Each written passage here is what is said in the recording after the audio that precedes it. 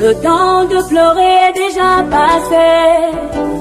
Le temps de souffrir est déjà passé. Le temps de s'inquiéter est déjà passé. Le temps de se lamenter est déjà passé.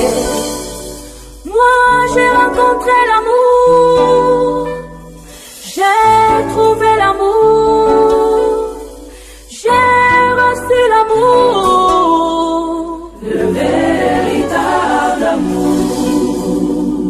Que vous m'aimiez, oh, que vous ne m'aimiez pas, oh, qu'on m'accepte, oh, ou qu'on me rejette, qu'on m'acclame, oh, qu'on se moque de moi, ça n'est pas important, pas très important, car moi je sais une chose, Jésus m'a aimé, oh. Bonjour bien-aimés, soyez les bienvenus à cette heure de méditation. Un moment avec Jésus est un moment de louange et d'adoration. Un moment avec Jésus est un moment d'édification et de méditation. Un moment avec Jésus est un moment de prière et d'intercession. Un moment avec Jésus est un moment de puissance et de délivrance. Que tu sois dans ton lieu de travail, que tu sois dans le taxi, que tu sois dans la maison, que tu sois au marché, ce moment a été organisé pour toi, pour une visite, pour une rencontre dynamique avec ton Seigneur Jésus-Christ. Je suis l'apôtre Georges et pasteur résident de l'Assemblée de Christ, branche Deliver. Que le Seigneur te bénisse pendant que tu seras en train d'écouter, en train de vivre, en train de prier et en train de partager la parole de Dieu. Bonne écoute à vous. Bien-aimés, bonjour, bonjour bien-aimés, bienvenue une fois de plus à ce programme Au moment avec Jésus. Je suis heureux d'être encore avec toi en cette nouvelle journée que le Seigneur nous a donné l'opportunité de voir. J'espère que la nuit s'est très bien passée, que tu as bien dormi et que tu t'es réveillé dans de très bonnes conditions et étant en forme. Alors, nous rendons grâce à Dieu parce que nous avons vu ce nouveau jour. C'est une grâce, bien-aimé. Je te le dis toujours, c'est une grâce de voir un nouveau jour. Quand le Seigneur te permet de voir un nouveau jour, c'est une grâce. C'est une très bonne chose. Et tu dois te réveiller étant joyeux, tu dois te réveiller étant content. Même si la nuit a été difficile, bien-aimé, même si pendant la nuit tu as eu à faire des cauchemars, lorsque le Seigneur te permet de te réveiller, tu dois te réveiller, tu dois lui rendre grâce. Parce que c'est une grâce d'être vivant, c'est une grâce d'être réveillé, c'est une grâce d'être debout. Alors tu dois lui dire merci pour cela, bien-aimé. Ce matin particulièrement, j'ai une pensée pour les femmes enceintes. Bien-aimé, si tu es enceinte, que le Seigneur te fortifie. Si tu es enceinte et presque à terme, je prie que le Seigneur te fortifie et permette que tu puisses accoucher dans de très bonnes conditions. Et que ta grossesse, si elle n'est pas encore à terme, que tout au long de la grossesse, rien ne puisse te déranger et que tu puisses porter la grossesse jusqu'à son terme dans de très bonnes conditions au nom de Jésus-Christ. Donc, comme vous l'avez deviné, nous sommes encore à notre programme Au moment avec Jésus et nous croyons qu'avec le Seigneur Jésus, nous allons passer un très bon moment. Et c'est pourquoi, bien-aimé, tu dois commencer à ouvrir ta bouche et tu vas dire au Seigneur de te sortir du trou dans lequel tu te trouves. Quelle que soit la situation où tu te trouves, bien-aimé, actuellement, j'aimerais que tu élèves ta voix et que tu appelles le Seigneur afin que la situation dans laquelle tu te trouves, il puisse te permettre de sortir de cette situation. Le trou dans lequel tu te trouves, la difficulté dans laquelle tu te trouves, que tu puisses élever la voix ce matin et demander à Dieu de te faire sortir de cette situation difficile. Au nom de Jésus-Christ, nous sommes dans la prière. Père éternel, je viens te prier afin que tu viennes en aide à mon frère et à ma sœur. Je viens te prier, Père éternel, afin que la situation difficile dans laquelle mon frère et ma soeur se trouvent en ce moment, Père, tu puisses l'en sortir définitivement. Oh, Parachanta la machekere de Koloba, toi le Dieu qui sauve, toi le Dieu sauveur, je te prie dans le nom de Jésus-Christ de venir sortir quelqu'un de la difficulté dans laquelle il peut se trouver ce matin.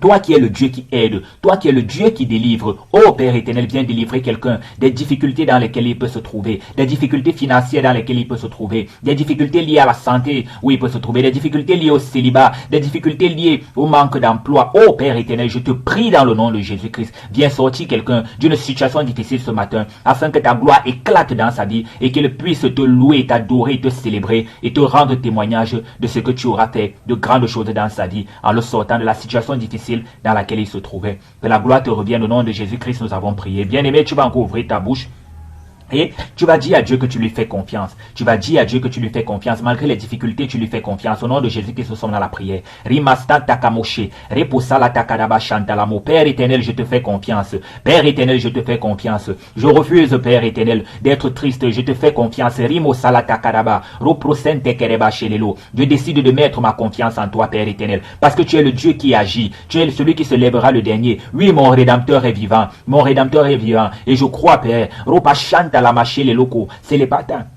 Je crois, Père éternel, que tu te lèveras et que, Père, que tu sauveras quelqu'un ce matin. Je crois fortement en cela, Père éternel, que tu sauveras quelqu'un ce matin. Au nom de Jésus-Christ, nous avons prié.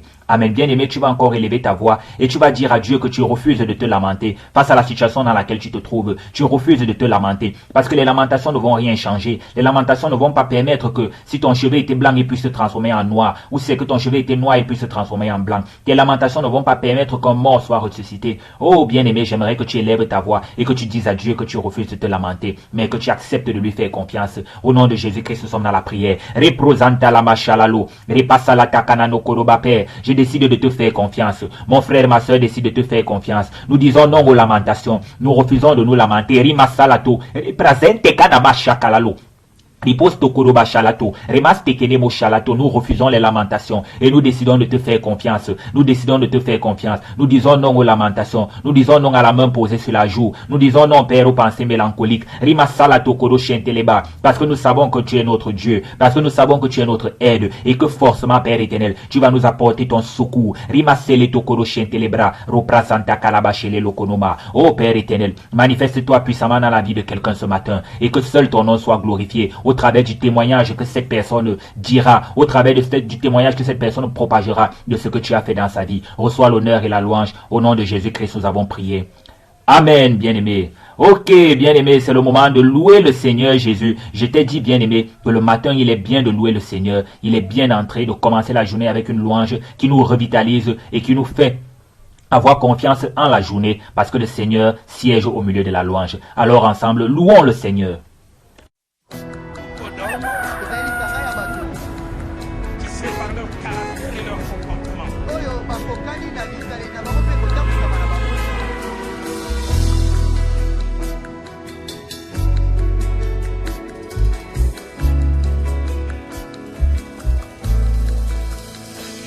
Je te prie, je te cherche, je te veux, roi de mon cœur. Je te loue, je t'adore, je te célèbre, roi de mon cœur.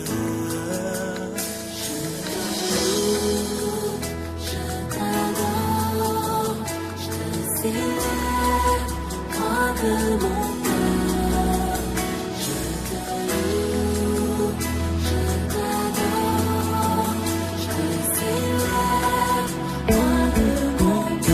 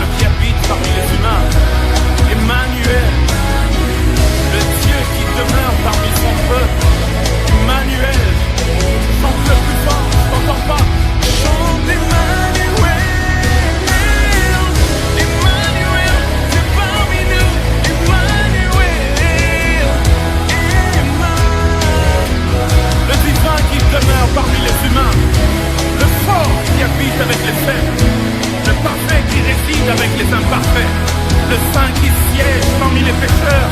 Emmanuel, à Moïse tu as dit je serai avec toi, à Gédéon tu as dit je serai avec toi, à tous ceux qui se sont sentis incapables tu leur as proposé ta présence. Demeure avec nous, Emmanuel, ta présence rend fertile mes terres sont fertiles. Emmanuel, Emmanuel, Emmanuel, Dieu parmi nous. Emmanuel, Emmanuel. Dans mes moments de doute, je sais que tu es là.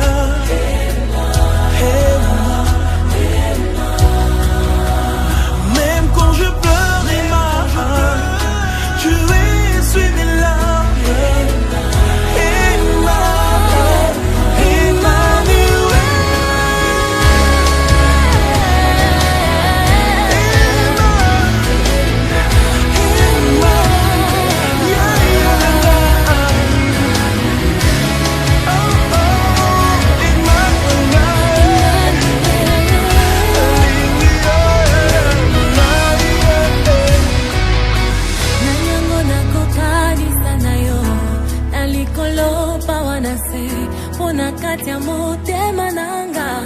Je ne connais qu'un seul amour. Amoya ndima komikaba, komipesa mogimba.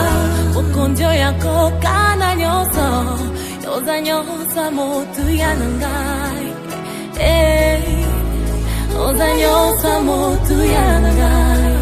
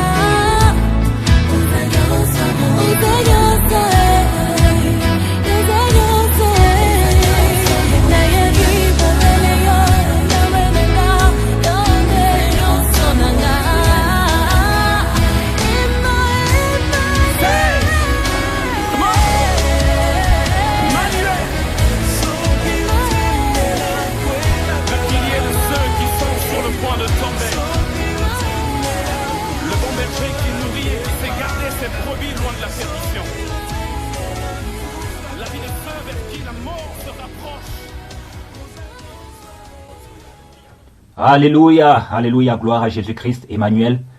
Comme on l'a dit déjà dans un enseignement, dans un partage qu'on a eu à faire, Emmanuel signifie Dieu avec nous. Ce qui veut dire que Dieu, au travers de Jésus-Christ, est descendu parmi les hommes, pour vivre parmi les hommes, pour apporter le salut aux hommes. Et on comprend clairement que Jésus-Christ est Dieu. Alléluia, amen, amen, amen, amen. Cela c'est pas le sujet, on avait déjà eu à parler de cela. Donc on va revenir sur notre sujet qu'on a commencé à évoquer depuis mardi. Notre sujet qui est le mariage.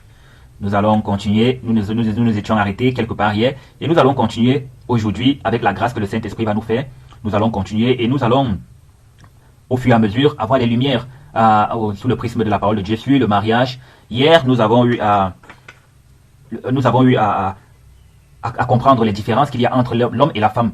Ce sont les prérequis qu'il faut connaître avant d'avoir un projet de mariage, avant d'avoir en tête qu'on doit se marier. Il est important de connaître les différences. Les différences pas seulement sur le côté corporel, même les différences au niveau spirituel et au niveau même psychique, au niveau de l'âme. Comprendre que l'homme est différent de la femme. Parce que l'homme incarne telle ou telle chose, la femme elle incarne telle ou telle chose. C'est très important lorsque on a un projet de se marier, c'est très important de connaître cela, c'est très important de savoir cela, bien aimé. Et c'est aussi important de savoir que on n'est pas obligé de se marier, on en a parlé hier, on n'est pas obligé de se marier. Se marier n'est pas un commandement, se marier est un don de Dieu. Le mariage est un don de Dieu, se marier n'est pas un commandement. Donc si tu ne te maries pas, bien aimé, ne dis pas que non, j'irai en enfer, j'ai raté ma vie, non, ce n'est pas ça, bien aimé. Se marier, c'est un don de Dieu, ce qui veut dire que il le donne à qui il veut. Et il y a des gens qui ne sont pas amenés à se marier, il y a des gens, comme on l'a dit vers la fin, il y a des gens qui décident de leur propre chef de ne pas se marier. Il y a d'autres personnes qui ne peuvent pas se marier à cause des hommes les hommes ont fait en sorte qu'ils n'arrivent pas à se marier. Et enfin, il y a une troisième catégorie de personnes qui, à cause de Dieu, ne peuvent pas se marier. Donc, c'est un peu ça, bien aimé. C'est un petit résumé rapide de ce que on a eu à dire hier. Et nous mettons directement le pied dans le plat ce matin, bien aimé. Et nous te faisons comprendre ce matin que le mariage demande un véritable investissement. Le mariage demande un véritable investissement. C'est pourquoi on est parti du fait, bien aimé, de te faire comprendre que on n'est pas obligé de se marier. Parce qu'effectivement, le mariage demande un véritable investissement et un investissement de temps et d'engagement envers son conjoint ou sa conjointe. Donc, tu comprends clairement, bien aimé, qu'il peut y avoir des gens qui n'ont pas cette facilité ou cette capacité d'accorder du temps aux autres. Et ces genres de personnes, pourquoi est-ce qu'elles vont je vais dire quoi? Pourquoi est-ce qu'elles vont s'encombrer à être en mariage ou à être avec une famille? Tu comprends clairement que cette catégorie de personnes préfèrent des eunuques, ce sont des eunuques qui le sont de manière naturelle. Ou bien je vais le dire de manière naturelle et aussi qui le sont devenus pour la parole de Christ. Oui, c'est dans une certaine mesure. Donc cela, ce sont des eunuques qui sont soit naturels, soit qui le sont devenus pour la parole de Dieu. Et tu comprends aisément que, étant donné que le mariage, c'est un véritable investissement en temps, un engagement avec son conjoint, avec sa famille, tu comprends clairement que ce genre de personne ne va pas se retrouver être obligé de se marier. Amen. Tu comprends un peu, bien aimé. Donc c'est à ça que je voulais venir ce matin. Et je voulais aussi te faire comprendre, bien aimé, qu'à l'inverse, le célibat offre davantage de disponibilité. Je ne suis pas en train de faire la promotion du célibat, bien aimé, mais je veux effectivement que tu comprennes aussi quelque chose. Le célibat offre davantage de disponibilité. Je vais te prendre mon exemple. Moi, par exemple, ce que je pouvais faire lorsque j'étais célibataire, je ne peux plus le faire lorsque je suis marié. Tu comprends clairement qu'il y avait des marches que je pouvais faire, il y avait des déplacements que je pouvais faire. Mais maintenant que je suis marié, je ne peux plus faire certains déplacements, je ne peux plus faire certaines marches sans, je vais dire quoi, l'aval, sans mettre au courant ma femme. Et du moins, tu comprends qu'il y a certaines, je vais appeler ça comment? Il y a certaines aisances, oui, appelons ça comme ça, bien aimé. Il y a certaines aisances que tu pouvais te permettre lorsque tu étais célibataire et que tu ne peux plus te permettre quand tu es marié. Parce que le statut de marié entraîne cela. Ça fait en sorte que ces choses que tu faisais avant, à cause du temps que tu dois consacrer à ta famille, à cause du temps que tu dois consacrer à ta conjointe, tu ne peux plus le faire. Donc, il est important de comprendre cela, bien aimé, avant de se marier. Que si toi tu étais un papillon qui aimait, oh non, ne m'arrête pas, moi je veux faire ceci, je veux faire cela, il faut comprendre que lorsque tu vas décider de te marier, lorsque tu vas décider de prendre une femme, lorsque tu vas décider de prendre, d'accepter d'être la femme d'un homme, tu vas comprendre que ces choses-là, tu ne pourras plus. Je vais dire quoi, tu ne pourras plus les faire de ton propre chef, tu ne seras plus, je vais dire quoi, libre. Bon, appelons ça comme ça, tu ne seras plus libre. Disons ça terre à terre, tu ne seras plus libre et tu ne pourras plus te comporter comme un célibataire. Amen. Donc, c'est pour ça que je disais qu'à l'inverse, le célibat offre davantage de disponibilité. La disponibilité pour servir Dieu, mais il y a une condition. À condition que ce soit vécu comme un appel. Amen. Il faut que ce célibat soit vécu comme un appel et non comme un choix égoïste. Ça, c'est très important. Parce que l'apôtre Paul, lui, il est clairement un exemple bien aimé. Parce que lui, il a consacré toute sa vie au service du Seigneur. Donc, si tu te sens comme l'apôtre Paul, gloire à Dieu. Donc, ne cherche pas à te marier, bien-aimé. Si tu te sens comme l'apôtre Paul, tu veux te consacrer entièrement au Seigneur, ne cherche pas à te marier, bien-aimé. Donc, il ne faut pas déranger les enfants des gens, parce que ton zèle, qui est très fort pour le Seigneur, ça pourra entraîner à négliger soit ton mari, soit à négliger ta femme, alors que tu as des obligations envers il ou elle. Tu comprends un peu, bien-aimé. Donc, c'est très important de préciser cela. Donc, c'est pourquoi les croyants doivent respecter ceux qui choisissent de ne pas se marier, hein. Ils doivent les respecter. Ceux qui choisissent de ne pas se marier pour mieux servir Dieu, s'il faut les respecter. Mais il faut rappeler, comme on l'a dit plus haut, que ce choix doit être motivé par un véritable appel divin et non par la recherche du confort personnel. Parce que ici, bien aimé, je parle ici des boss lady, boss woman, boss lady, des femmes fortes et indépendantes. Tu connais, tu vois un peu de quoi je parle, bien aimé. Femmes fortes et indépendantes. Celles qui sont là que je n'ai pas besoin d'un homme, le mariage n'est pas une fin en soi, nanani, nanana. Tu comprends un peu, bien aimé. Et puis elles se mettent à commettre l'impudicité dans le secret avec des objets que je ne veux pas citer ici, bien aimé. Donc il faut que ton célibat soit vraiment dicté par un véritable appel du Seigneur qui fasse en sorte que tu as envie de te consacrer entièrement au Seigneur et que pour toi le mariage peut être comme un frein. Donc si tu es dans cette logique, bien aimé, gloire à Dieu, tu n'es pas obligé de te marier, tu continues ton chemin dans le célibat sans déranger les enfants des gens. Amen. Donc c'est ça, bien aimé.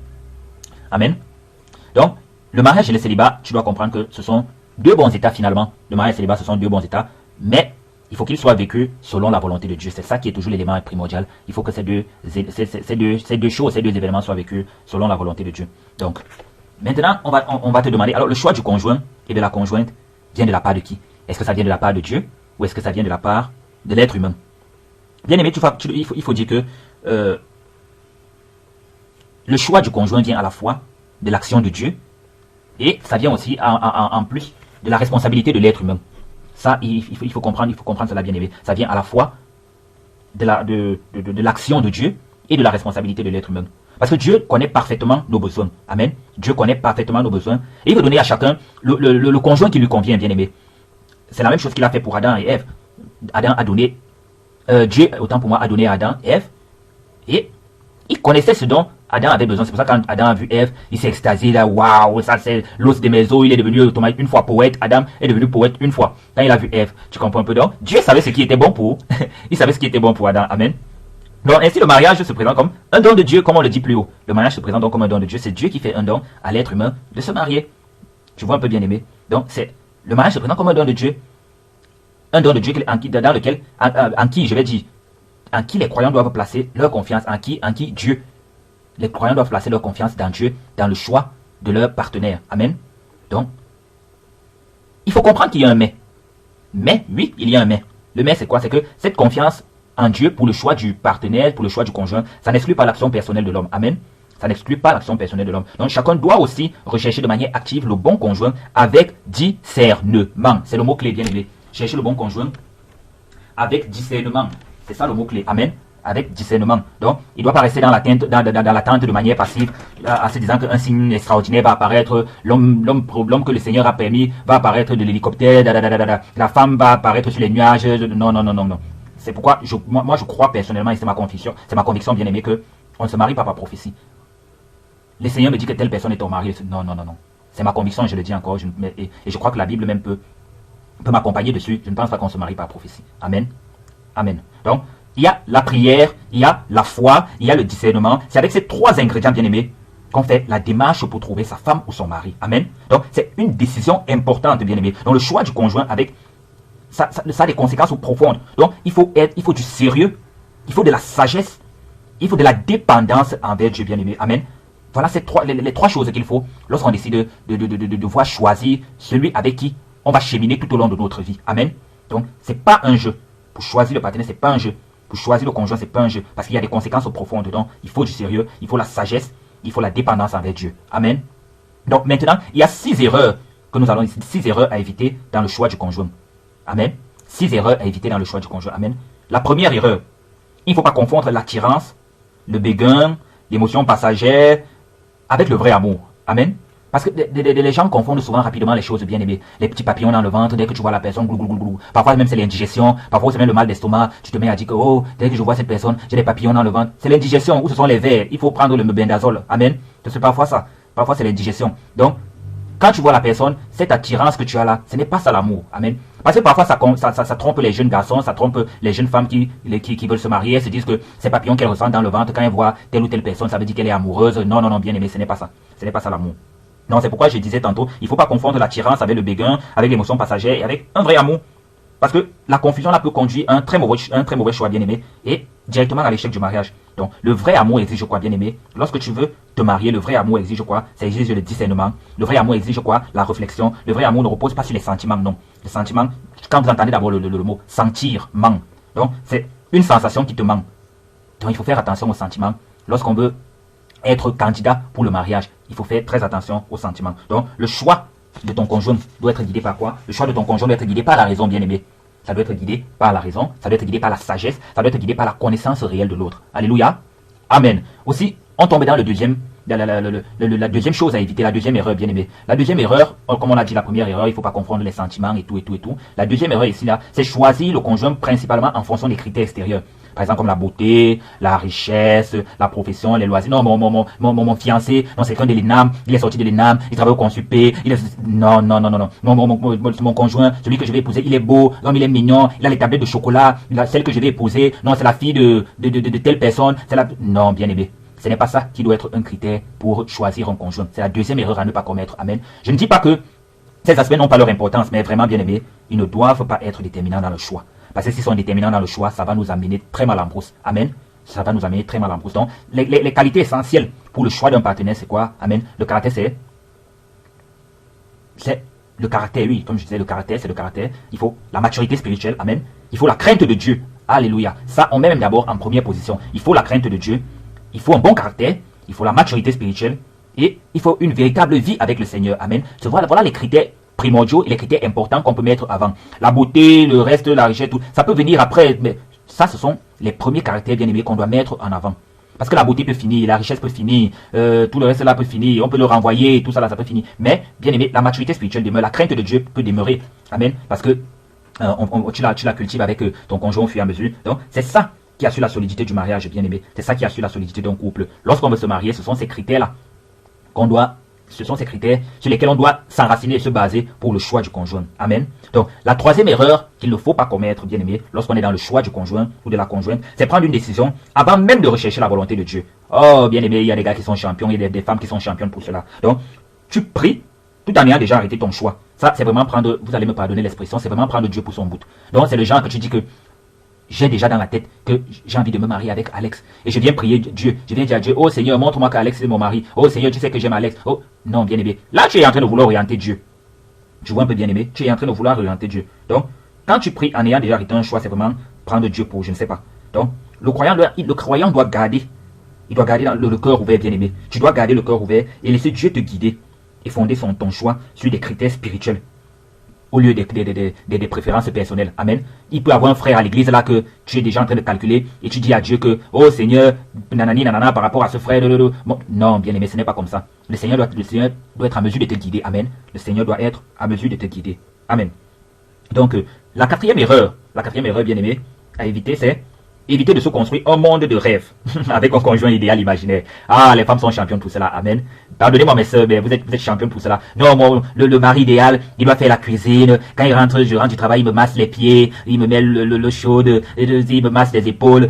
Aïe, le conjoint idéal, le monde imaginaire. Bien aimé, le monde est dur. Le monde est dur, bien aimé. Le monde est dur, la réalité est dure. Donc, il faut éviter de se construire un monde de rêve avec un conjoint idéal imaginaire. Parce que lorsque tu as ça t'empêche d'être objectif, ma bien-aimée. Ça t'empêche d'être objectif, mon bien-aimé. Parce que ça t'empêche d'être objectif quand tu rencontres quelqu'un de réel.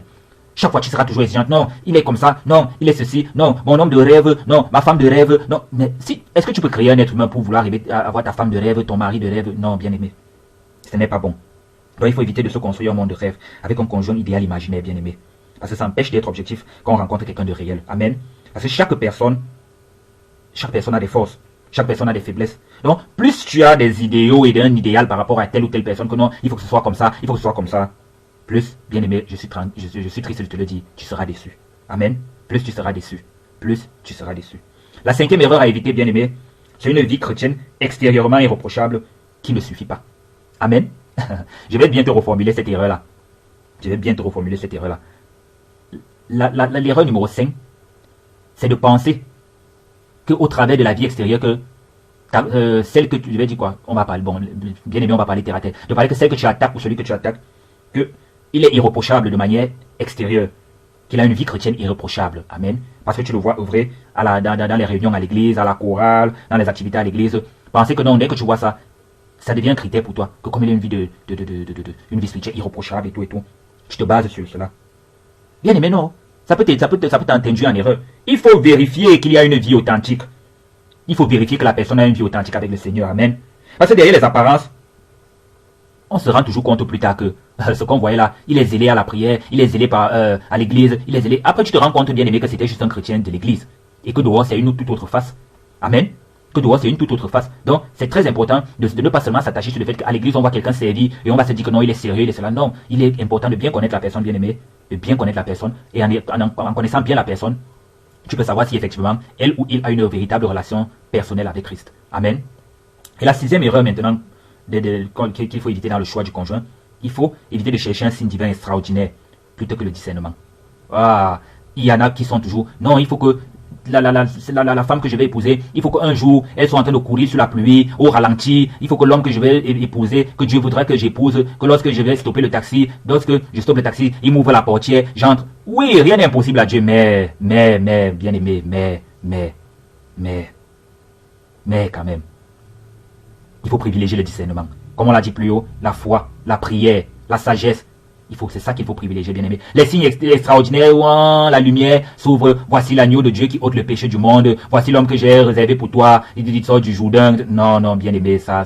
Si tu attends ça vraiment, tu vas attendre toute ta vie. Ça ne va pas arriver. Amen.